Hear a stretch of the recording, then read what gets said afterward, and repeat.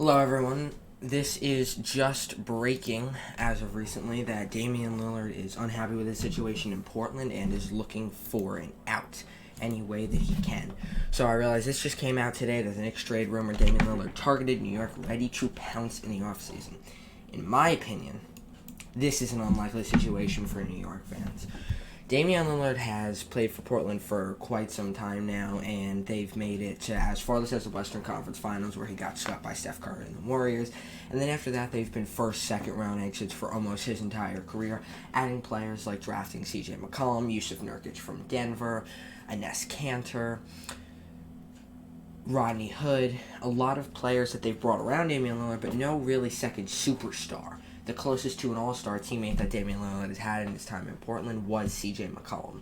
But they haven't been able to bring anything in other than that. And that's what's making Lillard unhappy. He came out today saying along the lines of, if a big situation doesn't happen where I get some pieces here in Portland, I want out next season. Now, Damian Lillard has been in the trade rumor for a while. Obviously, you have your teams like New York, you have Los Angeles. Where is he really going to go? That's the question that everybody's wondering. Or is he going to stay in Portland and be loyal like he has been his entire career since he started in 2012 out of Weber State? What is going to happen with Damian Lillard? I'm going to give you my opinion, and then I'm going to give what's probably most likely to happen. What's most likely to happen is probably either him re-signing or him leaving in the offseason. I don't think that a trade is going to be the most likely situation out of Damian Lillard for him leaving Portland. I think he's either going to re-sign with Portland this offseason, or he's going to go sign with New York, sign with Los Angeles, sign wherever he wants. Now, for my opinion, Portland's sitting in a situation like, we just brought in Norman Powell, we just brought in some pieces, we're looking okay in the West. I'm just going to go ahead and bring that up. Just take a look at the NBA standings.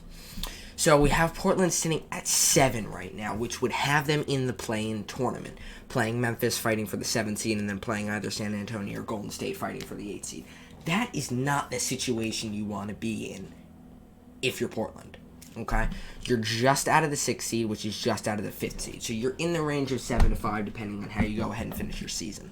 So if we go ahead and look at their remaining games, have, just off the rip, a very difficult schedule to end the season. We have Boston, Atlanta, who is hot under Nate McMillan. Cavaliers should be an easy win. Lakers, James is back, Davis is back, looking okay, despite their loss to Sacramento.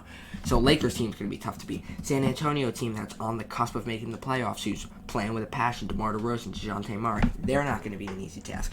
Tanking Houston Rockets team, I'll give them that game. The number 1 seed in the Western Conference, Utah. That is not going to be an easy game. Number 2 seed, Chris Paul just clinched Phoenix's first playoff position in a long time. That's not going to be an easy game. Ending it up with a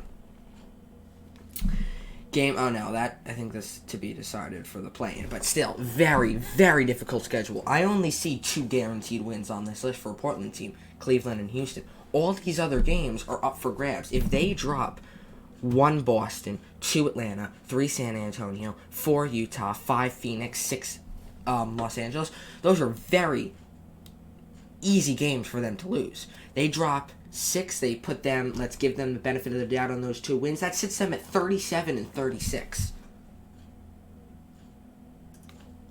Really? For Damian Lillard, who is in, I'm doing air quotes right now, MVP candidate? I don't think so. And then we take a look here at Golden State. I don't know why this video is not on Golden State.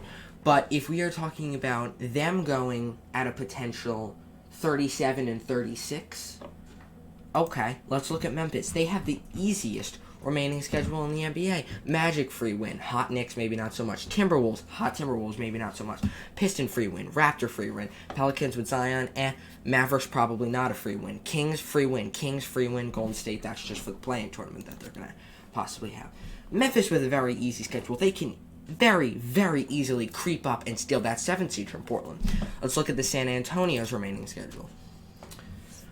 They have the hardest schedule, so we see 76ers, back-to-back Jazzes, Milwaukee, Portland, Brooklyn, and back-to-back Phoenix. Yikes, that is going to be a very tough situation for San Antonio. So I don't see San Antonio going ahead of Portland here in these standings, but I see Memphis very, very easily creeping into that 7th, maybe even fighting up for Luka in that 6th position with the easiest remaining schedule. And then we take a look at the last member of the play-in tournament, Golden State. Houston tonight should be free. 2 Pelicans, depends how they can be able to defend Zion.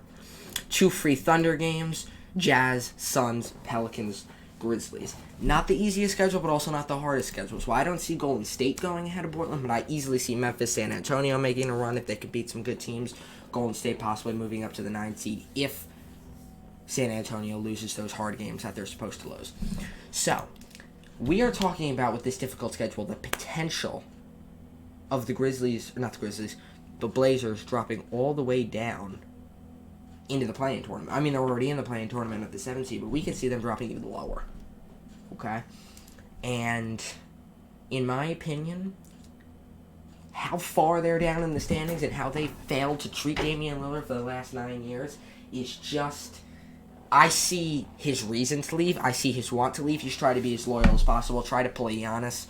Tried to pull Dirk Nowitzki the first half of his career before winning his championship. He's trying to be loyal. He wants to be loyal. He wants to play in Portland. He wants to play in Oregon. This is where his home is. This is where he loves to play. He's played here his entire career. But if they failed to get him to where he needs to be, I see him easily leaving. I don't see them trading him because they think he's going to re-sign with us. Why would we trade him? I think he's going to leave them in the offseason. That's probably the most accurate situation. And if I were to put together, before I end this video, a couple of potential trades that I could see happening, I could very easily see a trade to Los Angeles. They send Kuzma. They send one of their center trios in Drummond, Marc Gasol, or Montrezl Harrell, along with some pick swaps. Maybe send Schroeder in there, their point guard. Kuzma, Schroeder, a center, and picks. Not great for Portland, but also not horrible for Portland. And then, of course, we have Damian Lillard with LeBron James and Anthony Davis. 3 All-Stars. That's an NBA championship team. That's what Damian Lillard wants. Will he leave Portland? We're not so sure. That's just my 2 cents on where he's going to end up. But we'll see what happens the way the rest of these 10 games of the season play out. See how far Portland drops. See how high Portland soars. Let's see.